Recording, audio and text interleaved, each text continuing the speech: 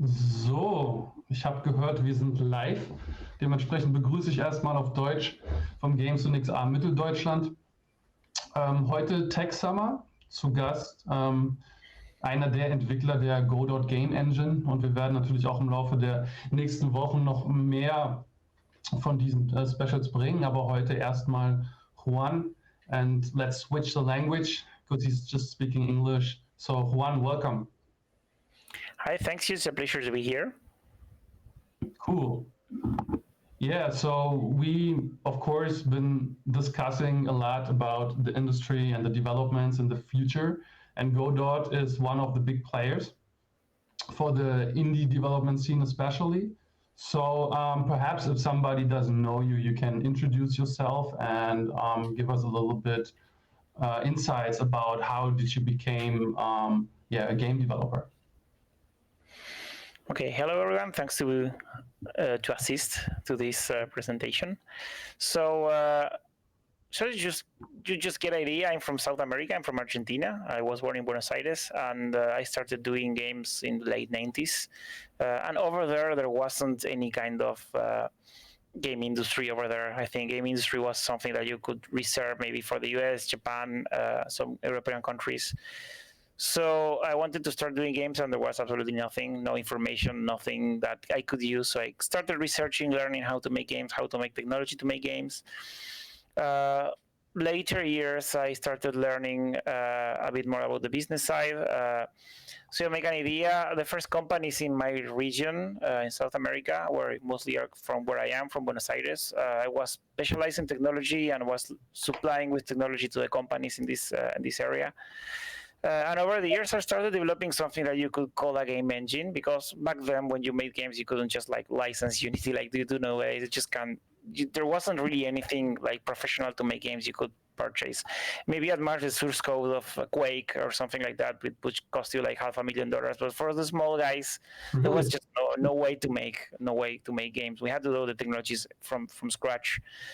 So my expertise become how to make technology. And over the rest of the decade until 2010, I specialized in making technology for the companies here in South America. And I published like a lot of games for desktop and console, and initially the first mobile games, all with what would become later on Godot. Okay.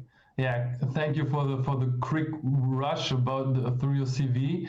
But perhaps give us an educational background. I mean, video games are cultural stuff. So, and where are you coming from? So, did you go to school, or are you, I don't know, a leaver and a highly creative individual out there, or did you just go the normal path, I would say, in education?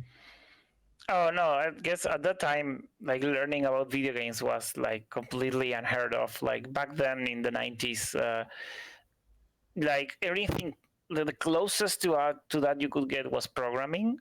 So I went to technical school and learned programming, but I mostly like learned by myself, like getting books and everything that I needed, because there was no internet, or nothing of significance on the internet, or just connecting to the BBSs that had like game development materials or courses or something like that. So it was mostly self-taught, or even though I got the formal education.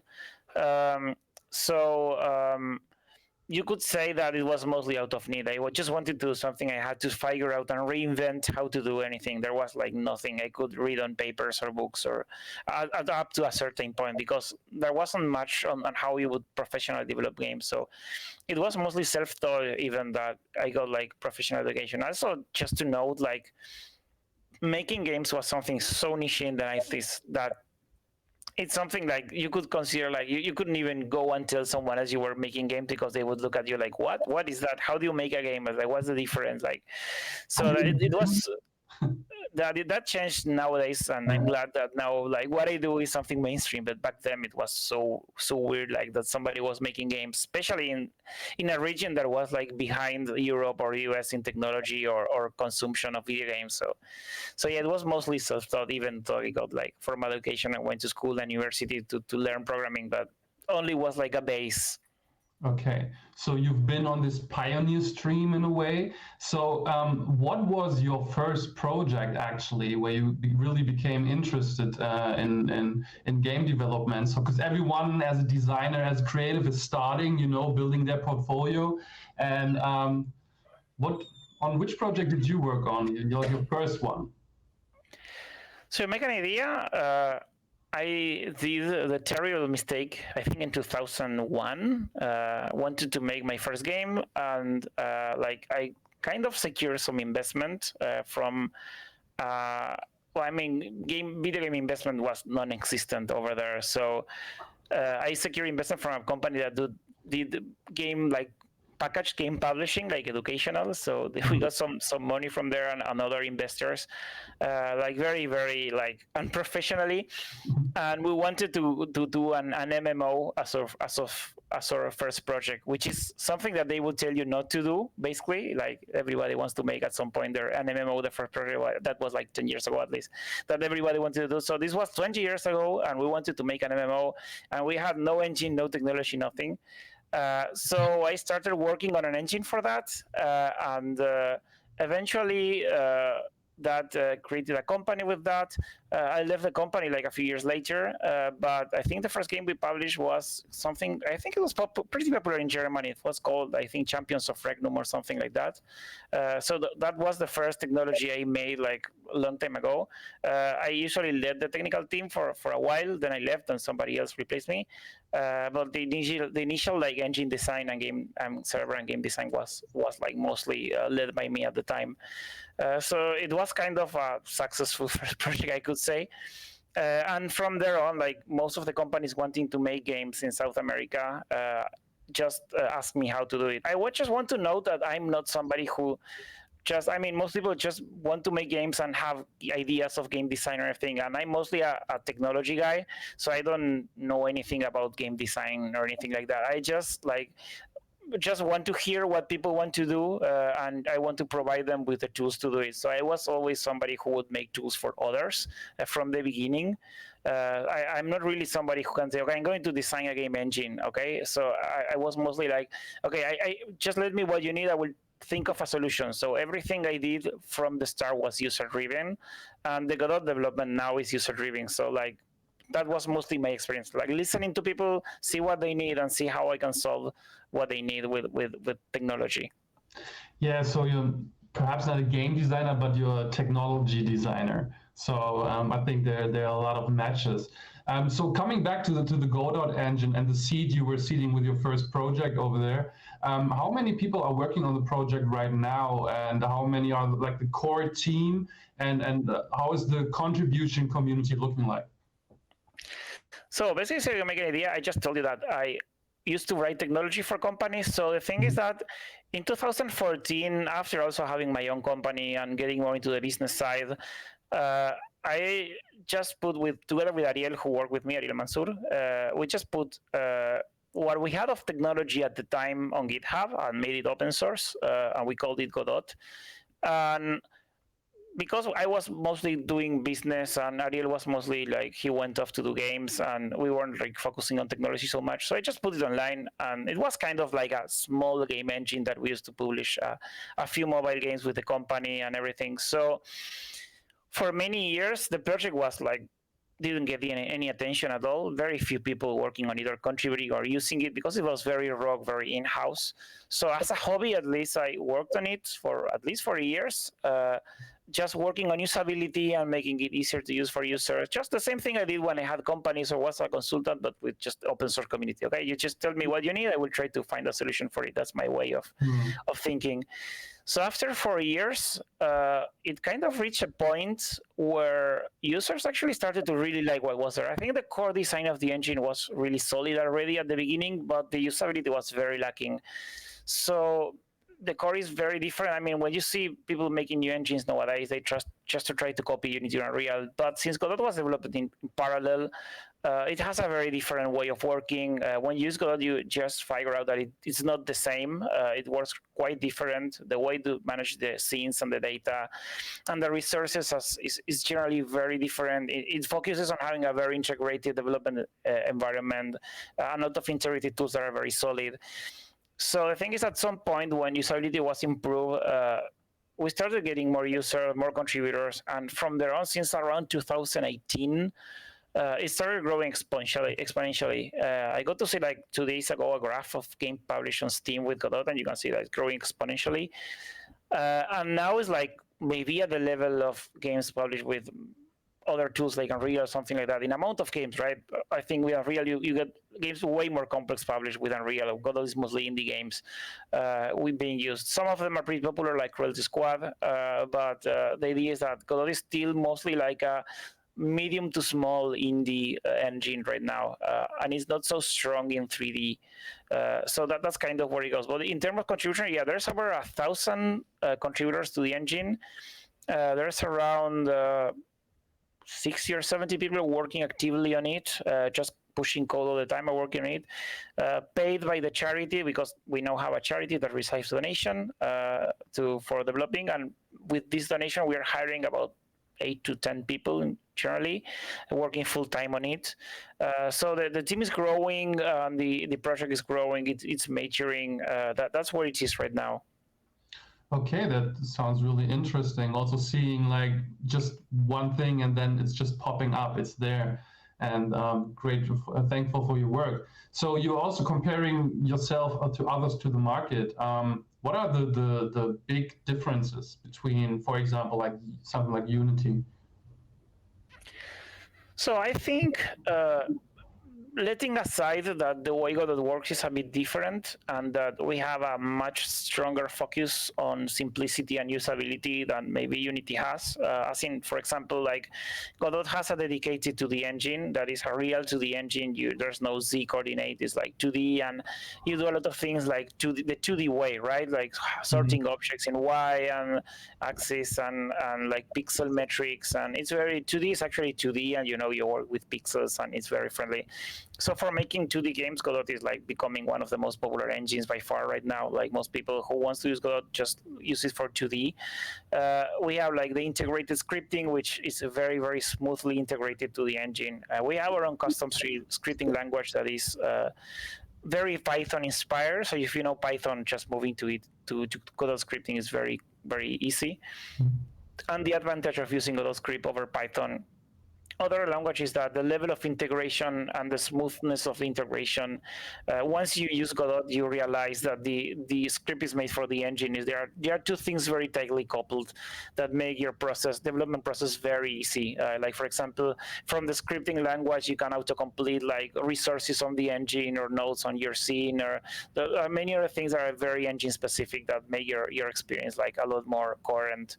So other than that, Godot in that case may be a bit more similar to how Unity was a few years ago before they really tried to go and become like kind of like an Unreal competitor with HDRP and everything else, and just like Unity is trying to aim for bigger companies maybe now, and are not forgetting a bit because they're forgetting a bit where they came from, which is the small guys using it. So a lot of the Godot community is also users from Unity or Game Maker that feel that they are not being aimed at anymore by the engine or the software. So they look at Godot and they say, okay, this is super simple.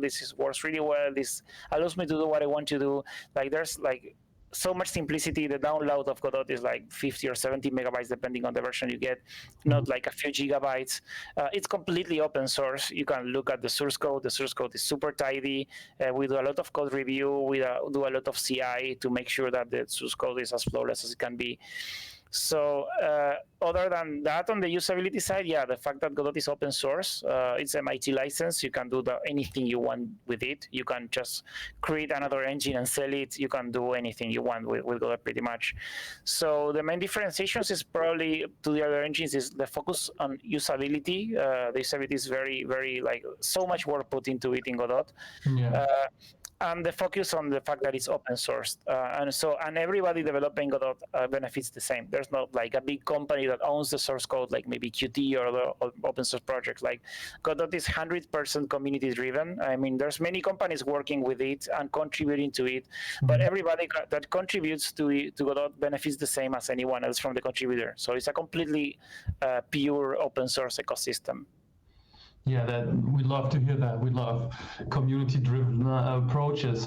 So, but speaking about the community, what is the main audience for that engine in a way? Is it 2D, 3D, XR? So, what are your experiences, and also perhaps regarding the platforms that it's working on? So, what's interesting about Godot is it's very community-driven. What users want the most is what we put the most priority. So at the beginning, users wanted a better usability and a better experience, so like most of the focus was put on that. Users were mostly doing 2D games, so we spent many years improving the 2D engine, making it easy to use, and we continue doing that right now. But at some point, users were very happy with 2D, like 2D in Godot does almost everything they want. So what was a weakness was the 3D side of the engine. It was only meant to be made for very simple mobile games of hardware from 10 years ago. So users wanted improvements on the 3D side. So we started doing improvements on the 3D side, so you could do like more complex 3D games. But now users actually want high performance 3D with all their latest rendering techniques and very high quality. So the last 2 years that we've been working on towards Godot 4, having put into mostly making sure that 3D is like as modern as it can be. Like if you take Unity or Unreal, just something as close as that as we can do it. Like you can complex scenes with complex lighting and global illumination and everything, but we still do it our own way, in a way that is more usable, more easy to use. We always prioritize ease of use. We don't want to make something maybe like Unreal, where you have like hundreds of variables to tweak to make your game as awesome as possible. Here, we just give you the defaults, not so many options, but something that just works as best as possible. Maybe it will not be as efficient as Unreal, maybe, but at least it will just let you, with the minimum amount of effort, get really good results. So this is kind of our philosophy, mostly compared to the other ones. Yeah, it sounds nice. Also the UX approach, because I truly believe that UX is what it's more about. So, but when developers, I mean, it's very easy to use, but still you need to put effort and time in it to master it in a way, as always. So, and when developers get stuck, how can they deal with certain problems? Like, is there a community team in Discord, or do you have like a good introduction, a board or something? So I think on the software design field, there's kind of two approaches you can take to software design, especially when you're working on something that someone else is going to use. Like, you can look at doing something that solves all the problems, like something that is super flexible that will solve all your problems, or you can focus on actually what the exact problems people have with the software, and try to like make solving that as easy as possible. And if they want something else, you leave the door open, so you can just do it yourself or something like that. So the interesting thing about Godot is that we listen a lot to what the users experiences with the software. So if they find problems with it or they want to do something, we just try to change the API or the engine. So it's always easy. I mean, the most common ways of using the engine, the API and everything and the interface are designed so you can just like do it that way. Okay, instead of giving some, okay, this is super flexible, do whatever you want. Instead of that, we just try to make something easy to use where the most common problems are found. So in general, when you use Godot as a user, you will feel that you will need something, you will go look for it, and it's going to be there, some waiting for you, and you really like that, right? So this is what we try to do with the most common cases. And then it's going to happen, of course, because a game engine just solves the most common problems, but not everything. We still will give you the way to create your own solution if what we give you is not enough. So this is kind of the way we design the engine for the most part. So everything is very intuitive. But if you have a problem that you can't solve, and we are still working, like for example, on onboarding of the maybe people who, like just so you get an idea, a lot of users learn programming with Godot because the environment is so friendly that we see from our usage posts that probably 5 to 10% of the users learn programming with Godot and use it to learn programming. So we don't really have so much material for those of them. So then there's a lot of YouTube tutorials. There's a lot of community that creates documentation, tutorials, lots of YouTube, because I mean, we have a lot of documentation with step by step and just everything. But the truth is that if you want to learn something nowadays, you go to YouTube and say, okay, learn to make game with Godot. And this is something that takes a lot of time, a lot of dedicated time. So there are other parts like GD Quest or Heartbeast and many others are creating tutorials that are really well done, and some of them charge for them or do Kickstarter. So it's kind of like a whole ecosystem that is not just the engine source code that everybody's working. There's also a lot of users making documentation, tutorials, and everything. But if that is not enough, we also have a very rich community. One interesting thing is that maybe unlike other engines where we have like our official forum or something like that, we just try to integrate the communities that exist. So there's like a very rich Discord community. There is a very like huge Reddit community, Facebook community. There is the Twitter community is also really large. So wherever you usually socialize on social networks, you can go and ask for help, and somebody's going to lend you a hand. And we try to be very, very very strict on that. We have our code of conduct and everything, but in general, the idea that we try to install in the community is that you have to be friendly, you have to help everybody, just like try to answer, be polite. Like everybody who is asking for help shouldn't be treated like oh, you don't know anything, you're an idiot or something like that. Everybody, you need to understand because you were there at some point, others will be, so treat everybody with respect. And we try to have this very nice atmosphere in the community and like work a lot towards that. So in the worst case, if you just can't find in the written documentation, or you can't find on the video tutorials, or even if you can just go to the source code if you want to understand it. If none of that works for you, you can still go to any of the communities and ask a question. And Godot have really large communities. I think probably after Unity, it has one of the biggest communities on a game engine that you can rely on to solve your problems. Yeah, thanks for the insights, and this is also the experience that I had. Each one teach one, community learning, that's what it's all about, what a good educational system should be about. So you were also talking about Unity and the developers, and then everyone can learn on each other. Practice is always better than theory in some cases. But what about the assets? Unity has a very famous asset store. Is it something that is strategically something on the plate for Godot as well?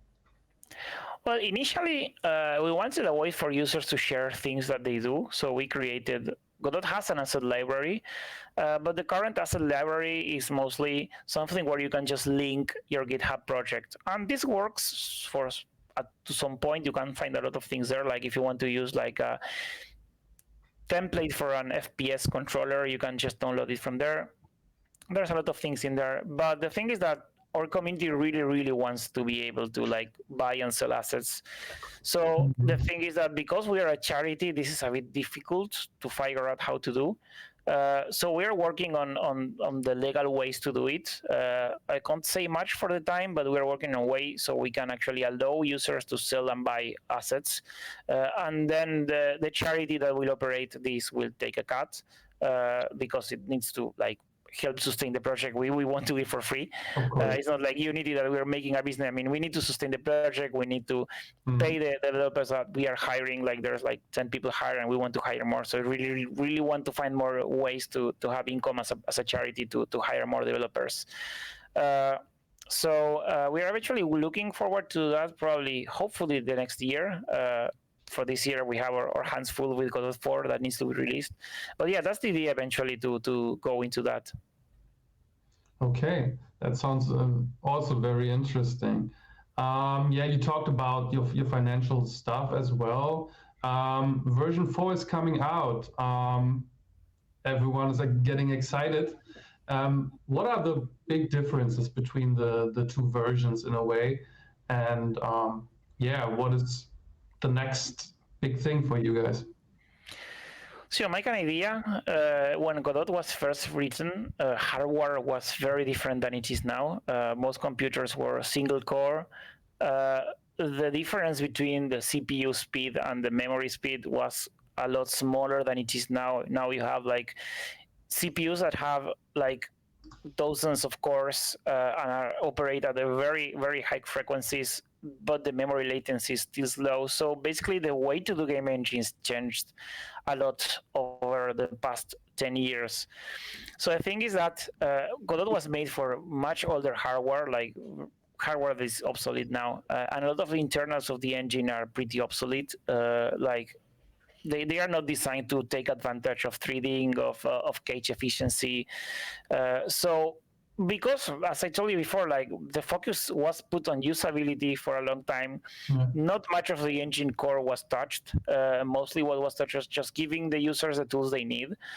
So now that the community is growing, that there are more users, one of the biggest problems that arise is that the engine is not as performant in many fronts as other technologies, because it's not designed so much for modern hardware. So the biggest challenge for Godot 4 was like both making the rendering more modern, but also all the engine internals have been redone to take advantage of like modern hardware. There is a lot more usage of threading. There is a lot more cache currency usage. So like everything is faster in a lot of areas. So a lot of work was put into just making it like that. I think we'll probably not be done with all this work for Godot 4. So the subsequent minor versions will continue like a lot of further improvements, because this is a lot of work to just, it's almost like rewriting most of the engine core from scratch. But the most important work will be done already for Godot 4. Well, it is kind of already done. So the idea of Godot 4 is mostly a modernization of the engine. Is what you have already, you use it the same almost as you use it already, but everything will be more efficient, work faster, it will scale better, like to more objects and more things. So that's kind of where the focus is right now. Okay, so one of the big milestones is the performance, and also with all the usability stuff that is involved. And are there other milestones you are focusing on? I mean, you talked about the business model perhaps that needs to be worked out and other stuff, or it's just core product development for the next years? So for now, so you make an idea, there's other areas, like for example, the scripting language JavaScript is being like redone based on all the feedback we have from users. So things that can make it even more integrated and easier to use. There's like, for example, a lot of work on the 2D side that users asked for, like the tile editor was really old. So we are rewriting it from scratch. The new one is way better and has hopefully everything the community asked for.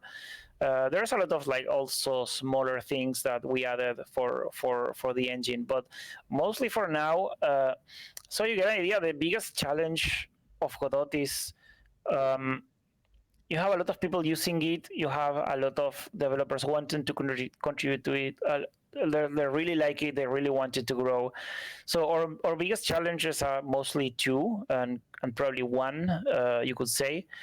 One is organizing everybody who wants to contribute. This is super difficult because you need to work on it yourself, but also need to help the onboarding with others. So we very organically adapt to having more contributors. But it's very, very difficult. It's a very difficult problem to have, because either you dedicate time to others or you dedicate time to the stuff you have to do. So we try to find a balance for that, and it's very, very difficult. So we have more people wanting to contribute than what we can onboard, and it's a really good problem to have, but it's a problem nonetheless. The other one is financial. So we are, how can I explain?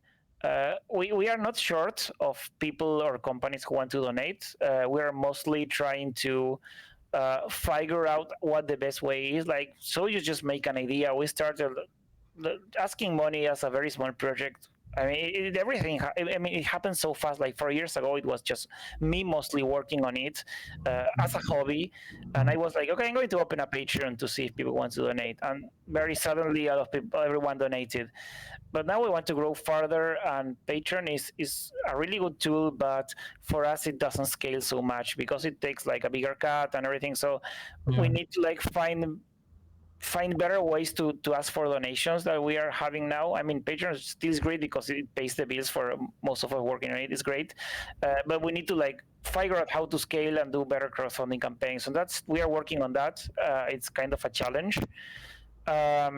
On the other side, we also negotiate, like there are many companies who are using Godot or are interested in Godot succeeding, so they donate money to us. So this needs to be negotiated with them, see what they need, see how it can be done. We are very, I mean, the charity we work with, which is the Software Freedom Conservancy, we have really clear rules on the fact that donations need to be used for the benefit to the project, so we can make this transparent from the mission statement. Negotiating all this takes time, so we just need to like improve on the bureaucratic side and technical side of the financing mostly, so we can be able to improve on that. But these are mostly the areas where we are working on. But yeah, it's mostly technical at this point. Okay, so you mentioned the point that everyone wants to work for Godot and you don't know how to deal with it. I think that's a good problem to solve. But how is it about universities? I mean, everyone who starts game development with an engine, and I think a lot of universities are using Unity in a way. So is it part of your strategy?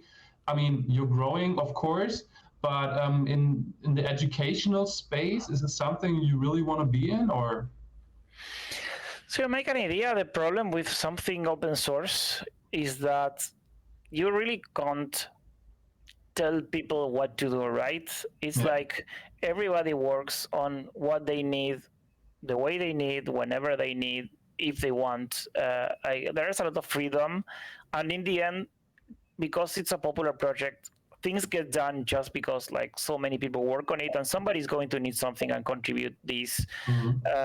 So it's a very, very organic way. I mean, I owned companies in the past, and it's absolutely and completely different. When you're in a company, you just need to lay out a strategy, make sure everybody agrees on it, and then like carry it out, and you may be successful or not. You may have focused on the right things or not. But then an open source project is completely different. Like everybody works on whatever they want and when they volunteer to do it.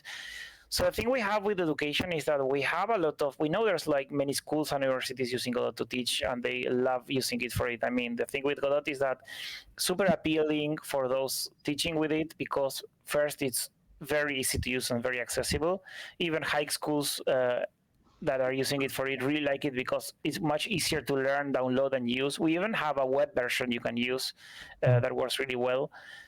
Universities usually like it because there's many that, that game, I mean, this is my view on it, but I noticed that game development is kind of diverging like slowly from software engineering. If you wanted to be a game programmer, like in the past, you had to go to software engineering, and now that's not necessarily the fact. You just can learn like programming, and you can learn high-level programming languages that are not so complex, but your knowledge is not going to be so technical on the software side. But also you need to learn about how to make the assets, how the applications work to make the assets, like all the asset formats, how to do level design. There's a lot of things that a programmer or more like a game developer, it's like you need to learn multiple things. So I noticed that there's a lot of universities and like higher level education institutions that like Godot because you can like learn everything together in one tool. And then also I noticed other universities are interested in Godot because the source code is completely open, so they can like tinker with it, and it's a very like it's like everything does what it has to do because it's very, very polished. So there's also interest on that way. But the thing is that we don't really have anyone who contributes who would like to see what the universities need, see if there is something we can put in common for them, like, I don't know, teaching material. We get requested that often, but nobody in the community volunteered to do it. And I mean, we can't force anyone to do it. Yeah. So generally things happen this way. Suddenly somebody comes up and says, I'm going to work on this. Can I work on this? Sure. Okay. We make a repository for you. Just work and do it. So far, nobody volunteered on that yet. There has been like increasing attempts to do it and more people interested, but it didn't reach a point where there's people interested in working on these materials. I think this probably should come from universities themselves wanting to invest on it, but probably it's not at the level where they would want it to be. So that's the way I see it right now. Okay, thanks for the insights.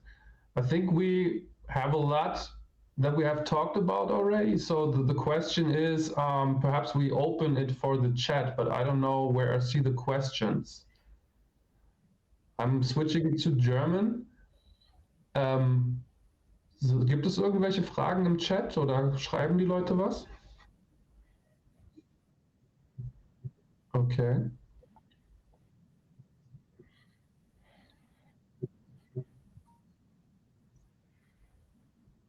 Okay. Du kannst mir aber die Frage sagen, weil ich wollte den Stream jetzt nicht offen haben. Ah, okay. Ja. Genau, das wäre nett.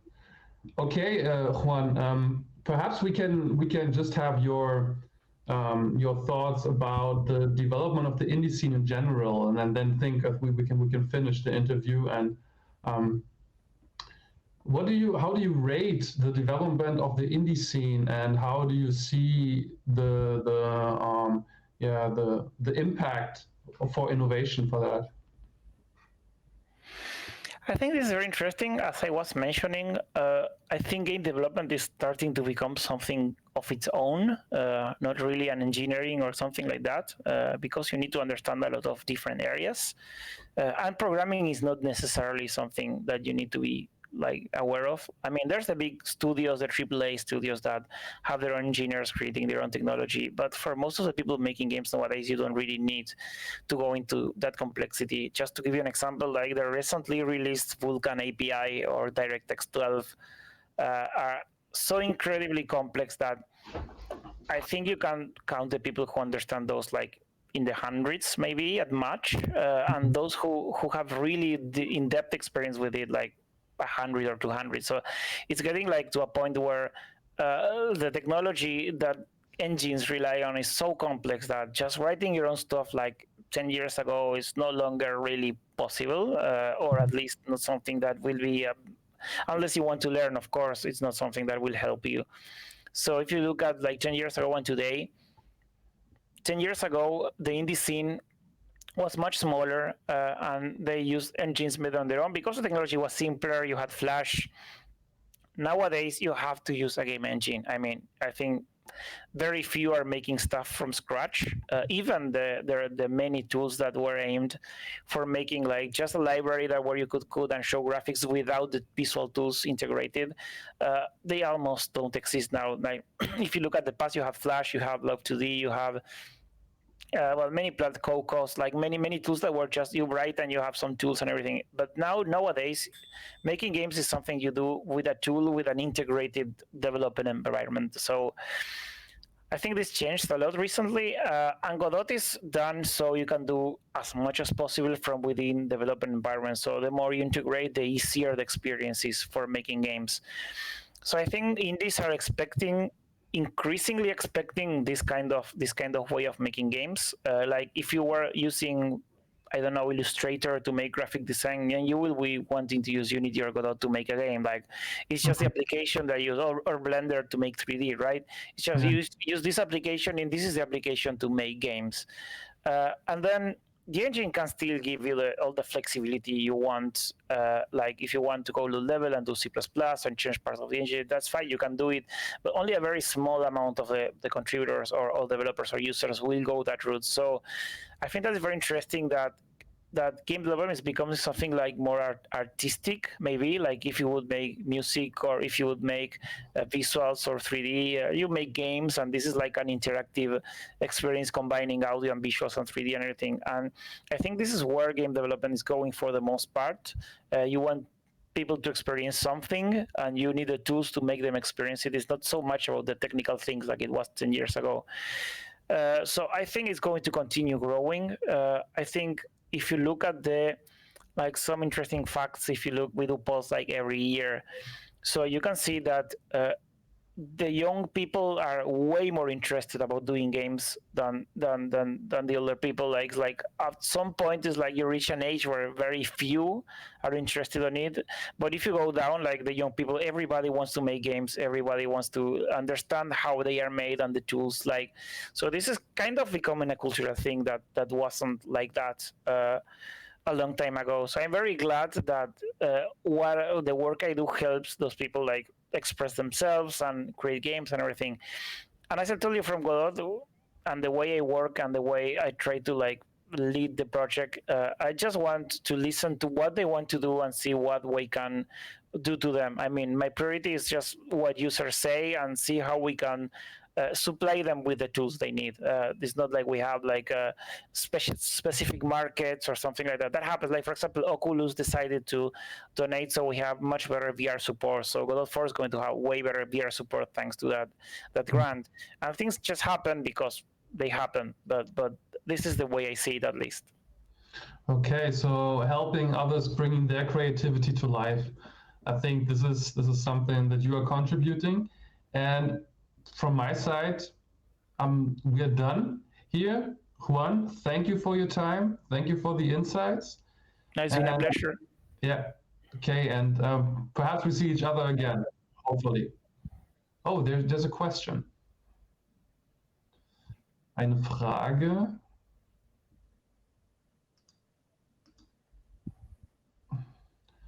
Okay. You can read it, right? I will read it out loud. Is Godot well optimized for augmented reality projects? Are there any existing technical problems or limitations?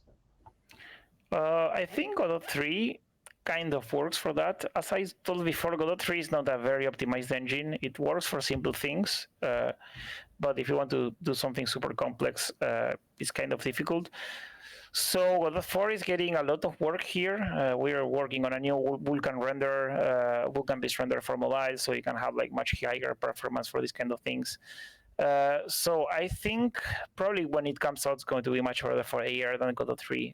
It's focused on that, but not so many users we have really are using it for AR, to be honest. I think it's something that, if you ask me, everything's pointing towards the fact that the larger companies are going to start working on AR glasses or something. Think of more wearable augmented reality, because that's where things are going.